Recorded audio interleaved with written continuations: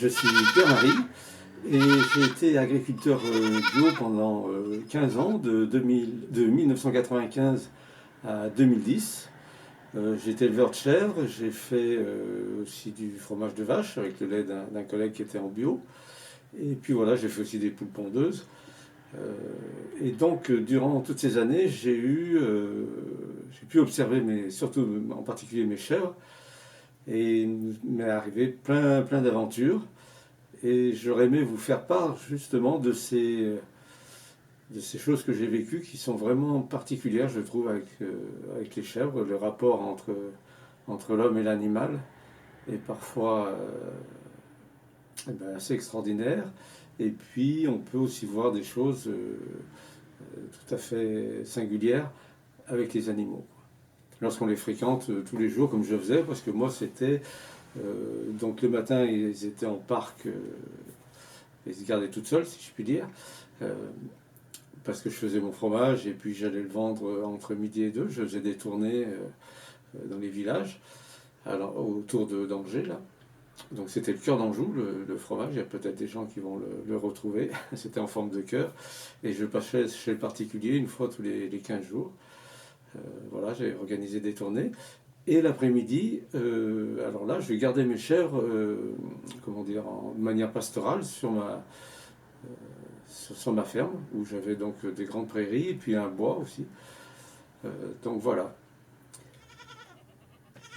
Alors, la première chose dont je vais vous parler, la première petite histoire, c'est quelque chose de vraiment très singulier. Alors, on avait, donc, avec les chefs, font leurs petits une fois par an. Donc il y avait eu les mises bas, etc. Et puis, donc, comme je vous le disais, je gardais mes chèvres la journée comment ça s'appelle, en pastoral. Et donc, on allait dans des bois. Et un jour, il s'est produit une chose, c'est que donc les chèvres, vous savez, adorent ça grimpe de partout. On appelle ça des bêtes à conneries aussi, parce que ça aime vraiment une très grande variété de plantes. Hein. C'est vraiment, ça mange pratiquement de tout. Ça aime bien les choses dures aussi, un peu les branchages, les ronces. C'est vraiment très solide et ça a besoin aussi de manger des choses dures pour leur digestion.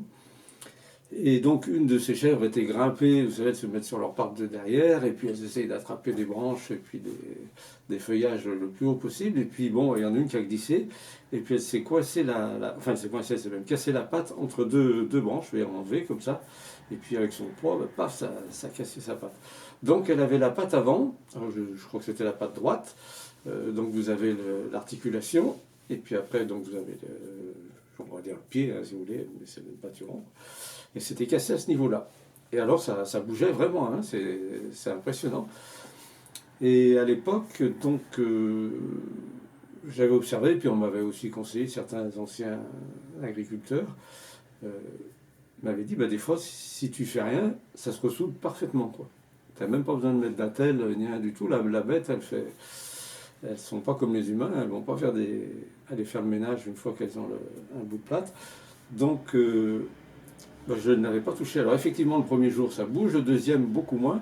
Et le troisième jour, ça commence à se raidir. Mais alors, par contre, l'animal ne me repose jamais plus la patte tant que c'est pas dur, enfin guéri, disons complètement. La chèvre, elle ne remet jamais sa patte par terre. Elle marche sur trois pattes, tac, tac, en claudiquant, mais jamais elle va reposer sa patte par terre. Et donc, une de ces chèvres qui s'appelait Caramel, on l'avait appelée Caramel parce qu'elle était très belle, elle avait une couleur claire, couleur caramel, quoi. Très jolie. Et elle avait un petit, on l'avait gardé aussi, c'était un petit mâle qui était de la même couleur, très beau.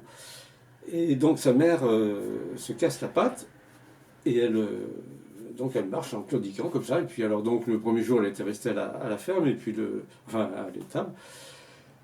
Et dès le deuxième jour, paf, moi j'ai essayé de la retenir quand le troupeau est parti. J'ai dit bon bah allez, on descend, on va se promener.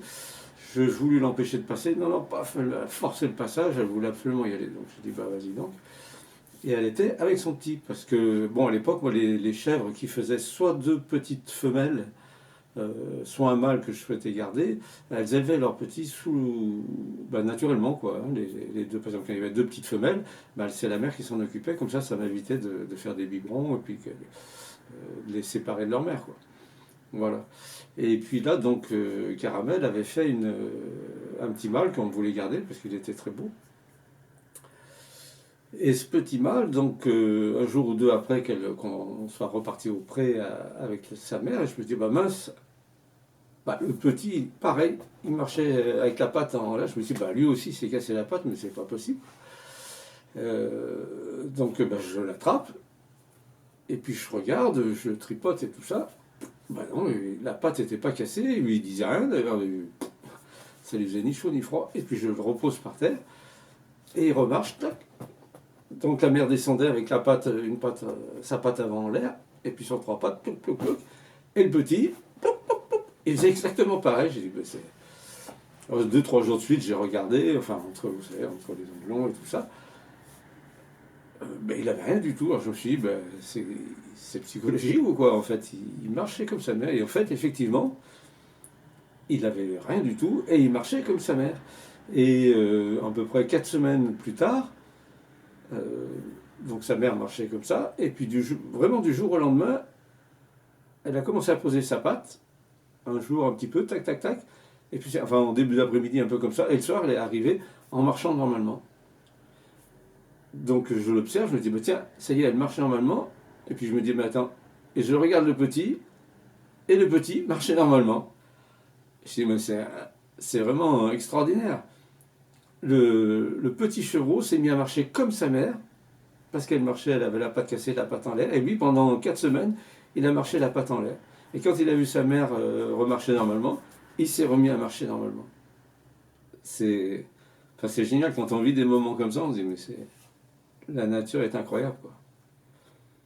Voilà, donc ça c'était une première histoire. Et je vous en donne une autre très bientôt. Au revoir.